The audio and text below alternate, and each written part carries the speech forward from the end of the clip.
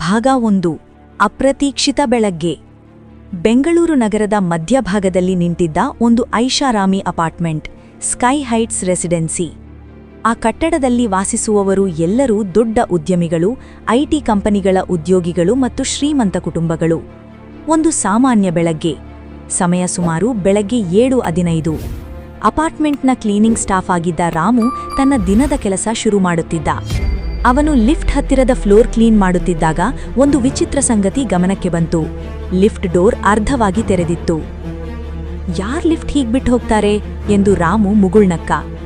ಅವನು lift door ಅನ್ನು ಸಂಪೂರ್ಣ ತೆರೆದು ಒಳಗೆ ನೋಡಿದ ಕ್ಷಣ ಅವನ ಕೈಯಲ್ಲಿದ್ದ ಕ್ಲೀನಿಂಗ್ ಬಕೆಟ್ ಕೆಳಗೆ ಬಿತ್ತು. ಲಿಫ್ಟ್ ಒಳಗೆ ಒಬ್ಬ ಮಹಿಳೆ ನೆಲದಲ್ಲಿ ಬಿದ್ದಿದ್ದಳು. ಆಕೆಯ ಬಿಳಿ ಉಡುಪು ಕೆಂಪಾಗಿ ಬಣ್ಣ ಬದಲಿಸಿತ್ತು. ಅವಳು ಸತ್ತಿದ್ದಳು. ಭಾಗ 2 ಮೃತದೇಹ.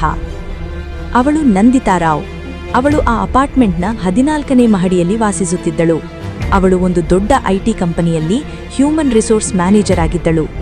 ರಾಮು ಭಯದಿಂದ ಕೂಗಿದ, ಮೇಡಮ್, ಯಾರಾದ್ರೂ ಬನ್ನಿ. ಕೆಲವೇ ನಿಮಿಷಗಳಲ್ಲಿ ಅಪಾರ್ಟ್ಮೆಂಟ್ ಗದ್ದಲದಿಂದ ತುಂಬಿತು.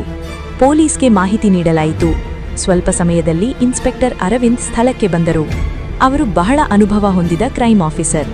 ಅವರು ಲಿಫ್ಟ್ ಒಳಗೆ ನೋಡಿ ಕ್ಷಣಕಾಲ ಮೌನವಾಗಿ ನಿಂತರು. ನಂದಿತಾ ನೆಲದಲ್ಲಿ ಬಿದ್ದಿದ್ದಳು. ಆಕೆಯ ಹೊಟ್ಟೆಯಲ್ಲಿ ಚಾಕುವಿನಿಂದ ಹೊಡೆದ ಗಾಯ ಇತ್ತು. ಅವಳು ಬಹುಶಃ ರಾತ್ರಿ 11:30 ರಿಂದ 12 ನಡುವೆ ಕೊಲೆಯಾಗಿದ್ದಳು ಎಂದು ಫೋರೆನ್ಸಿಕ್ ತಂಡ ಹೇಳಿತು. ಆದರೆ ಒಂದು ವಿಚಿತ್ರ ಸಂಗತಿ ಇತ್ತು. ಲಿಫ್ಟ್ನ ಸಿಸಿಟಿವಿ ಫುಟೇಜ್ ನೋಡಿದಾಗ ನಂದಿತಾ ರಾತ್ರಿ 11:42ಕ್ಕೆ ಲಿಫ್ಟ್ ಒಳಗೆ ಹೋಗುತ್ತಿರುವುದು ಕಾಣುತ್ತದೆ. ಆದರೆ ಅದಾದ ಮೇಲೆ ಯಾರೂ ಲಿಫ್ಟ್ಗೆ ಪ್ರವೇಶಿಸಿಲ್ಲ, ಯಾರೂ ಹೊರಗೆ ಬಂದಿಲ್ಲ. ಆದರೂ ಅವಳು ಕೊಲೆಯಾಗಿದ್ದಳು. ಭಾಗ 3 ಮೊದಲ ಅನುಮಾನ. ಇನ್ಸ್ಪೆಕ್ಟರ್ ಅರವಿಂದ್ 4 ಜನರನ್ನು ವಿಚಾರಣೆಗೆ ಕರೆಸಿದರು. ಅವರು ಎಲ್ಲರೂ ನಂದಿತಾಳಿಗೆ ಪರಿಚಿತರು. ರೋಹಿತ್, ನಂದಿತಾಳ ಪತಿ; ಸಂಜನಾ, ಆಕೆಯ ಸ್ನೇಹಿತೆ; ಅಮಿತ್ ವರ್ಮಾ, ಆಫೀಸ್ ಸಹೋದ್ಯೋಗಿ; ಮಿಸ್ಟರ್ ಮೆಹ್ತಾ, ಅಪಾರ್ಟ್ಮೆಂಟ್ ಮಾಲೀಕರಲ್ಲಿ ಒಬ್ಬರು. ಮೊದಲು ವಿಚಾರಣೆ ಶುರುವಾಯಿತು. ಭಾಗ 4 ಪತಿಯ ಹೇಳಿಕೆ. ರೋಹಿತ್ ಕುರ್ಚಿಯಲ್ಲಿ ಕುಳಿತಿದ್ದ. ಅವನ ಕಣ್ಣಿನಲ್ಲಿ ಕಣ್ಣೀರು. ನಿನ್ನೆ ರಾತ್ರಿ ನೀವು ಎಲ್ಲಿದ್ದೀರಿ? ಅರವಿಂದ್ ಕೇಳಿದ್ರು. ನಾನು ಮನೆಯಲ್ಲಿದ್ದೆ.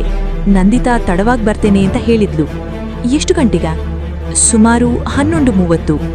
ಸಿಸಿಟಿವಿ ಫುಟೇಜ್ ಪರಿಶೀಲಿಸಿದಾಗ ರೋಹಿತ್ ಅಪಾರ್ಟ್ಮೆಂಟ್ ಹೊರಗೆ ಹೋಗಿರಲಿಲ್ಲ. ಅವನಿಗೆ ಪರ್ಫೆಕ್ಟ್ ಆಲಿಬಾಯ್ ಇದ್ದಂತೆ ಕಾಣಿಸಿತು. ಭಾಗ 5 ಸ್ನೇಹಿತೆ ಸಂಜನಾ. ಸಂಜನಾ ಸ್ವಲ್ಪ ಆತಂಕದಲ್ಲಿ ಕಾಣಿಸುತ್ತಿದ್ದಳು. ನಿನ್ನೆ ರಾತ್ರಿ ನೀವು ನಂದಿತಾಳನ್ನು ನೋಡಿದೀರಾ? ಹೌದು, ನಾವು ಕಾಫಿ ಕುಡಿದ್ವಿ. ಎಷ್ಟು ಗಂಟೆಗೆ ಬೇರ್ಪಟ್ರಿ?